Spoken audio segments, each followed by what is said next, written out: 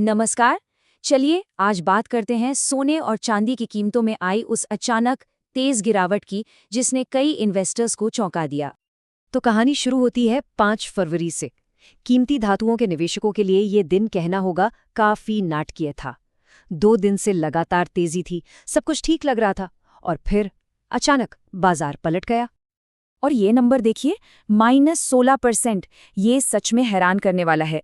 कुछ silver ETFs, मतलब वो फंड्स जो सीधे चांदी में इन्वेस्ट करते हैं और स्टॉक एक्सचेंज पर ट्रेड होते हैं, उन्होंने तो शुरुआती घंटों में ही 16% की जबरदस्त गिरावट देख ली।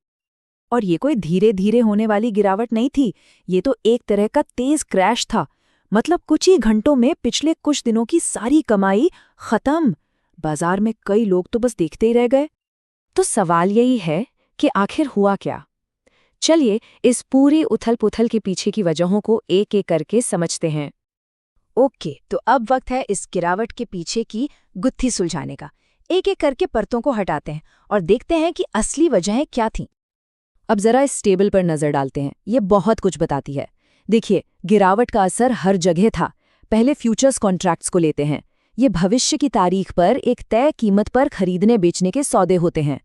तो मार्च में खत्म होने वाले सिल्वर फ्यूचर्स 6% नीचे चले गए। वहीं अप्रैल वाले गोल्ड फ्यूचर्स 3% गिर गए। और ईटीएफ्स, जो इन मेटल्स में निवेश का एक बहुत पॉपुलर तरीका है, उन पर तो असर और भी तगड़ा था। कोटेक्स सिल्वर ईटीएफ करीब 17% और मोतीलाल ओसवाल गोल्ड ईटीएफ 5.5% तक टूट गया। मतलब चौतरफा बिकवाली थी। तो इस भारी गिरावट के पीछे 3 बड़े कारण थे। पहला, जिन लोगों ने हाल की तेजी में पैसा बनाया था, वो अब अपना प्रॉफिट निकाल रहे थे। दूसरा, अमेरिका से एक बहुत जरूरी जॉब्स डेटा आने वाला था, जिसका सब इंतजार कर रहे थे। और तीसरा, सब अमेरिकी फेडरल रिजर्व से ये जानने की कोशिश कर रहे थे कि वो ब्याज दरें कब घटाएगा। ये तीनों चीजें एक साथ मिलकर एक तरह का चेन रिएक्शन बन गई। अब सवाल ये है कि अमेरिकी जॉब्स रिपोर्ट इतनी जरूरी क्यों थी? वो इसलिए क्योंकि इसी रिपोर्ट से ये अंदाजा लगता है कि अमेरिका की इकोनॉमी कितनी मजबूत है। और इकोनॉमी की हालत देखकर ही वहां का सेंट्रल बैंक यानी फेडरल रिजर्व ये तय करता है कि ब्याज दरें बढ़ानी है, घटानी है या वैसी ही रखनी है। और सीएमई फेड वॉच टूल के ये जो आंकड़े हैं ना, ये बाजार के कंफ्यूजन को साफ साफ दिखा रहे हैं। देखिए, जून में फेड क्या करेगा, इस पर बाजार लगभग 50-50 बटा हुआ था। करीब 45% लोग मान रहे थे कि दरें वैसी ही रहेंगी और उतने ही लोग, करीब 44%, सोच रहे थे कि 1/4% की कटौती होगी। और जब बाजार में इतना कंफ्यूजन होता है ना, तो अक्सर घबराहट बढ़ती है। तो ये तो हो गई दिन भर की घबराहट की बात। लेकिन चलिए अब जरा जूम आउट करते हैं और बड़ी पिक्चर देखते हैं। समझते हैं कि जो एक्सपर्ट्स हैं वो इन कीमती धातुओं के लंबे भविष्य के बारे में क्या सोच रहे हैं।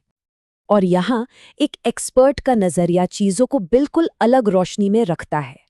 बोनांजा के रिसर्च एनालिस्ट अभिनव तिवारी का कहना है कि ये जो फ्लैश क्रैश हुआ, इसे किसी ट्रेंड के बदलने का संकेत नहीं मानना चाहिए, बल्कि ये ओवरबॉट बाजारों के लिए एक जरूरी कूलिंग ऑफ पीरियड जैसा था। तो ये ओवरबॉट मार्केट आखिर होता क्या है? इसे ऐसे समझिए, जैसे कोई चीज बहुत ज्यादा गर्म हो गई हो तो उसे ठंडा होने के लिए थोड़ा वक्त चाहिए होता है ना। बस वैसे ही जब किसी एसेट की कीमत लगातार और बहुत तेजी से बढ़ जाती है तो उसे ओवरबॉट कहते हैं। और ऐसे में एक छोटी मोटी गिरावट की आशंका हमेशा बनी रहती है। और ये स्लाइड ये बाजार की इसी खींचतान को बहुत अच्छे से समझाती है। एक तरफ है शॉर्ट टर्म दिक्कतें, जैसे प्रॉफिट बुकिंग और फेड को लेकर अनिश्चितता। लेकिन दूसरी तरफ है लॉन्ग टर्म सपोर्ट करने वाले फैक्टर्स, जैसे दुनिया भर के सेंट्रल बैंकों की रिकॉर्ड खरीदारी, वो लगातार सोना खरीद रहे हैं। फिर चांदी की सप्लाई में कमी है और दुनिया में जो जियोपॉलिटिकल टेंशन्स चल रही हैं, वो भी इन मेटल्स को एक सुरक्षित निवेश बनाती है। तो इन सब का भविष्य के लिए क्या मतलब है? अब आखिरी हिस्से में हम ये देखेंगे कि एनालिस्ट अब किन चीजों पर नजर गड़ाए हुए हैं और उनकी आगे की स्ट्रैटेजी क्या हो सकती है। देखिए, एक्सपर्ट्स का मानना है कि लॉन्ग टर्म फंडामेंटल्स अभी भी काफी मजबूत हैं। वो कीमतों के लिए एक सॉलिड फ्लोर या एक मजबूत आधार का काम कर रहे हैं।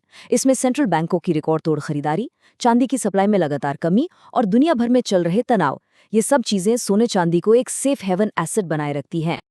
लेकिन एक और एंगल भी है जो इस पूरी कहानी में एक नया मोड़ लाता है।